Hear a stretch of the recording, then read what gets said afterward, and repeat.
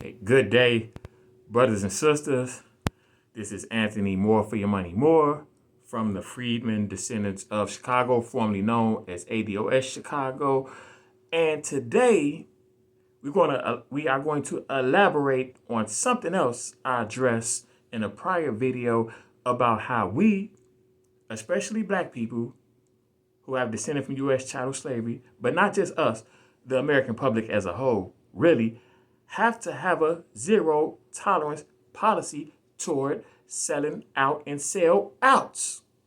Most definitely these politicians. Zero tolerance. Not just these politicians, but some of these so-called, especially in the black community, because we have these public figures, whether they be celebrities, so-called religious leaders, even so-called business leaders who sell us out, who lead us astray, who take the trust that we have in them and mislead us, deceive us.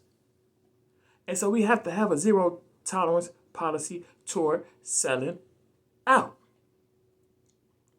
And of course, it has to be toward these politicians because these politicians are supposed to be public servants. But instead of serving the public, they serve up the public like a turkey on Thanksgiving Day. But that's not how it's supposed to go, brothers and sisters. No.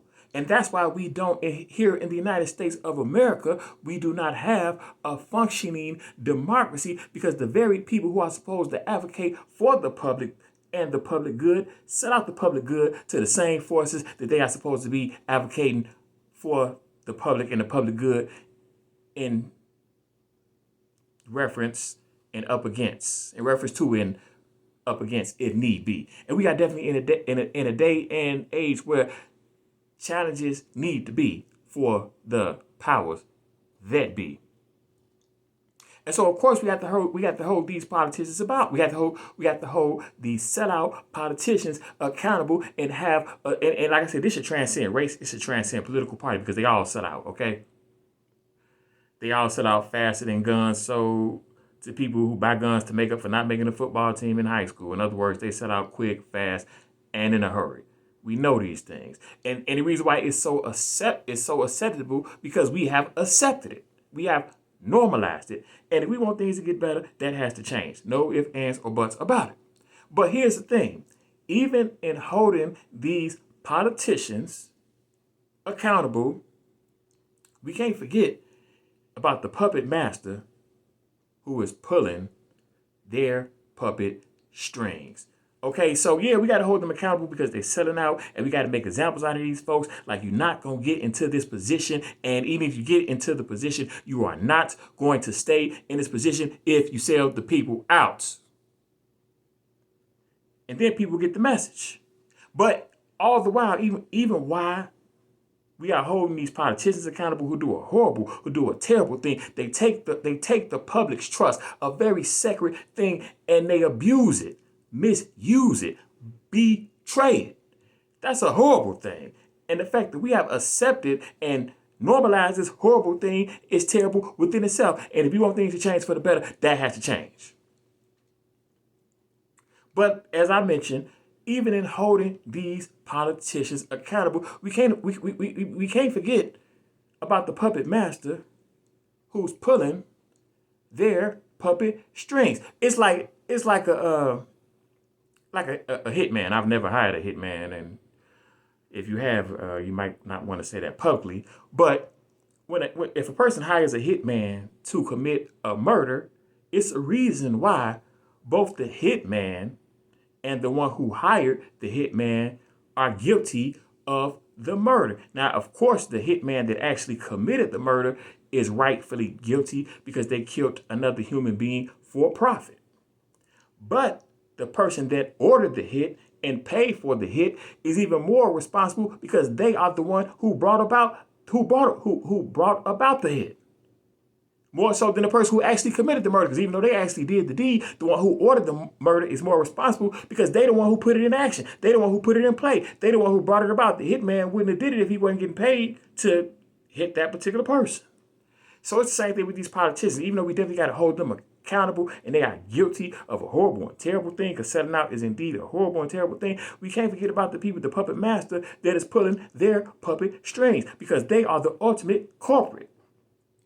See, I liken it to, it's like, look at it in terms of a handgun and bullets that kill people.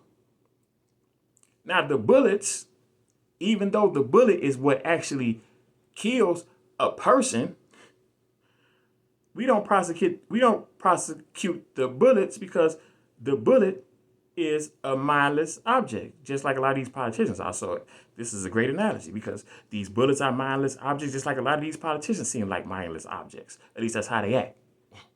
But the thing is, unlike a bullet which is truly a mindless object and has no mind of its own, these politicians, even though sometimes I have to question this, they do have a mind of their own, and they definitely profit from selling people out. Now, the bullet don't benefit from doing what it do. It just does it.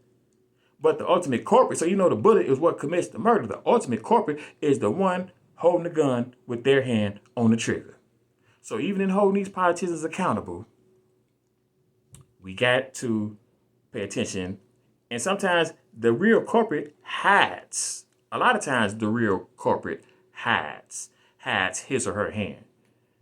But these politicians sell out on behalf of the people who buy them off.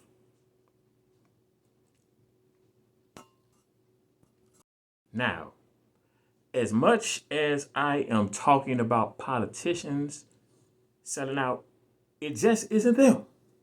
And that brings me to a specific instance that happened right here in Illinois within the black community, where so-called black figures sold us out, definitely misled the people.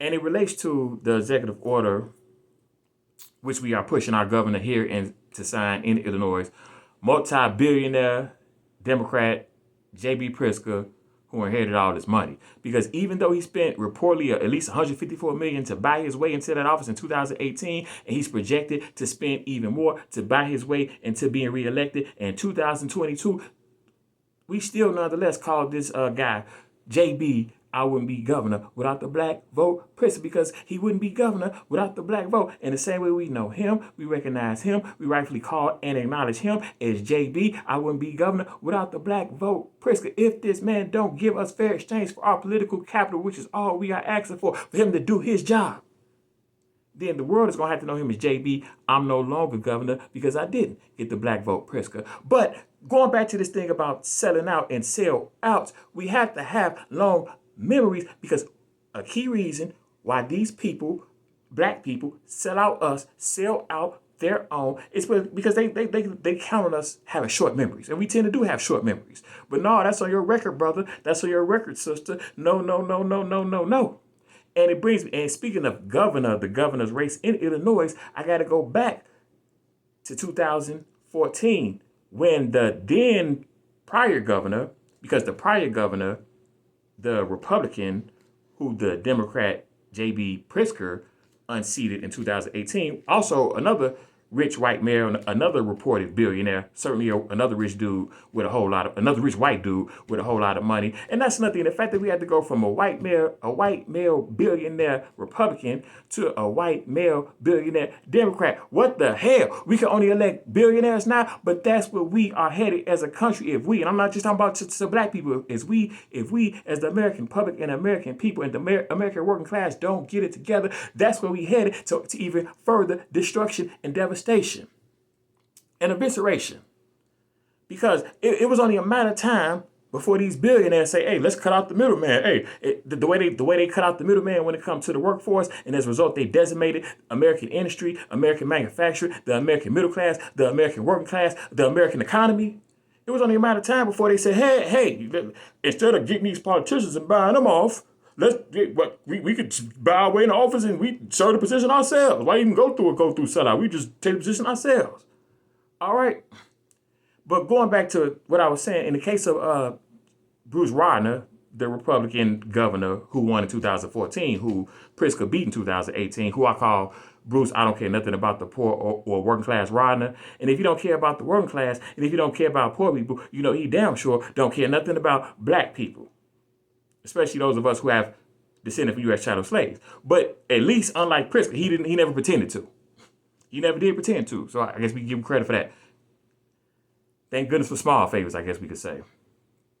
But this guy, just to give a little background on Bruce Rodner, because certain black people sold out their congregations, certain black pastors sold out their congregations and had them voting for this man, even though this was a man that they should not have been voting for. And yet these so-called leaders, and they cut deals, and they got compensated for the deals that they cut. And these black so-called religious leaders sold out, misled their people, misled their congregation on behalf of this billionaire.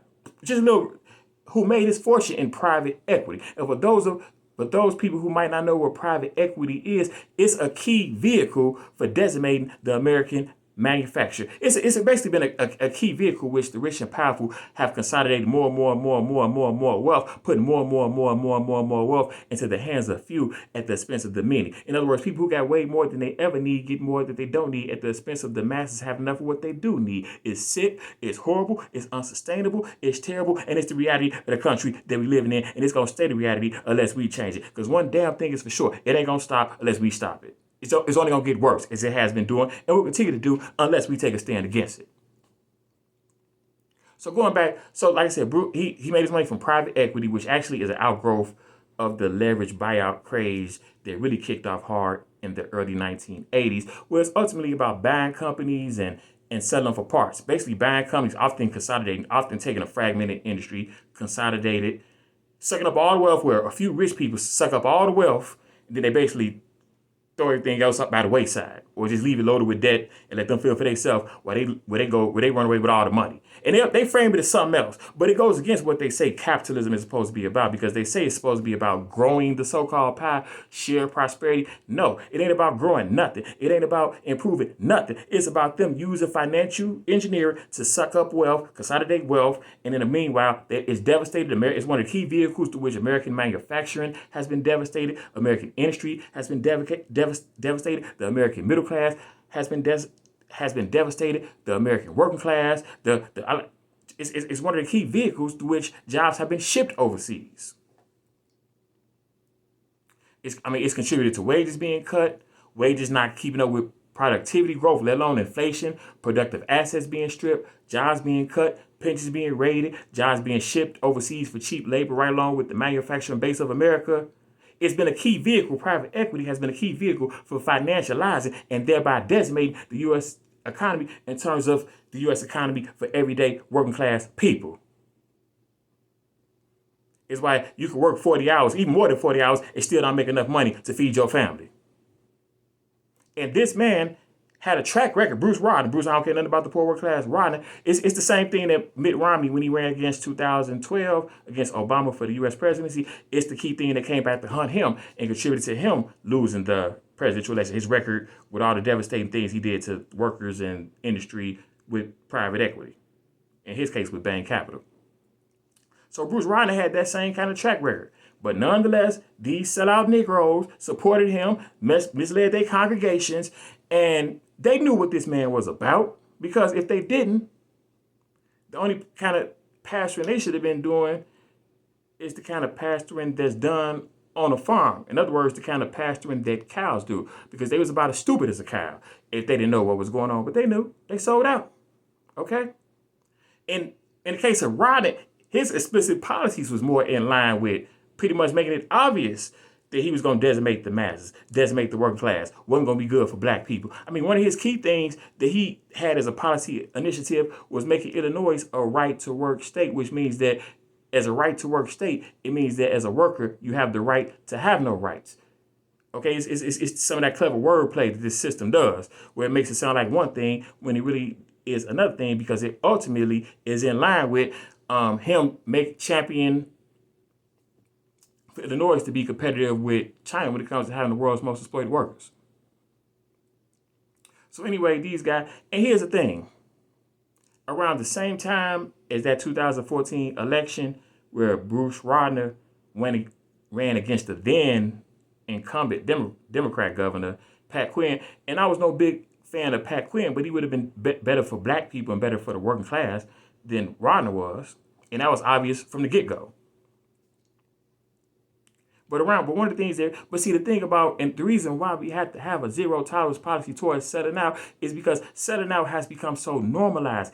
It has become so acceptable that people get in line to sell out. They can't wait to sell out. It should be a situation where if a person dare sells out, they should wake up in the middle of the night. They found out I'm gonna sell out. Whew, I hope the people don't find out I'm gonna sell out. Man, I'm done if they found out I sold out. Man, they should be hiding under their covers. Like, man, I hope they don't find out that I sold them out. But no, they ain't scared about people finding out that they sell out. Hell, they can't wait to sell out. They get in line to sell out. And one of the things that really put this into focus for me was back during the 2014 election for governor in Illinois. Around that, the election was in November 2014. Around that same time, in October of 2014, Domino's Pizza had a sale for medium pizzas for $1 in the Chicagoland area. And when they had it, if you went to any given Domino's pizza store, it was long lines way back outside the door. Well, guess what? It really made me think it's long lines for selling out to the Bruce Rodners of the world, the J.B. Pritzkers of the world, this overall power structure in this country. People, unlike the Domino's pizza line, which is a long line that's obvious, it's more like a line, like say at a supermarket deli or a certain department of motor vehicles where you got to take a number and wait your turn. So it ain't necessarily a line where you got to line up in and it's obvious, but it's a line and people are waiting their turn. So let's look at this. Let's break this down. In the case of Domino's Pizza, you had people lining up to take advantage of a sale for food. And in the case of Bruce Rodner and people like him, you got people lining up to take advantage of an opportunity to sell out the people for a food. So one situation involves selling out that incorporates food. The other involves selling out that incorporates playing the people for a food. So both of those scenarios involve selling out in a way that incorporates a four-letter word that begins with the letter F. Draw your own conclusions. Because there's another four-letter word that relates to what these people have done to us, are doing to us, and will continue to do to us unless we demand and fight and advocate for something different. And part of that is having a zero tolerance policy towards selling out. So Anthony Moore for your money more from the Freedmen Descendants of Chicago. We also go by Freedmen Chicago. Shout out to the United Sons and Daughters of Freedmen. 1619 Rap Relief Executive Order. Bill, click below. Go to the description box in this video. For more information, go to the website. It's hardbeingblack.info, named after J.B. Pritzker's own words when he was off in Pandering versus Policy. Click on some of the other links and check out some of the other information in the description box. Also, check out for the Violence is a Health Crisis and Disease Bill that we help pass. We help this same Governor J.B. I wouldn't be governor without the black vote. We help to get him to pass, and we also help craft. Like, subscribe, click the notification bell. Feel free to comment. No hating, please. Share. Let's go. Peace.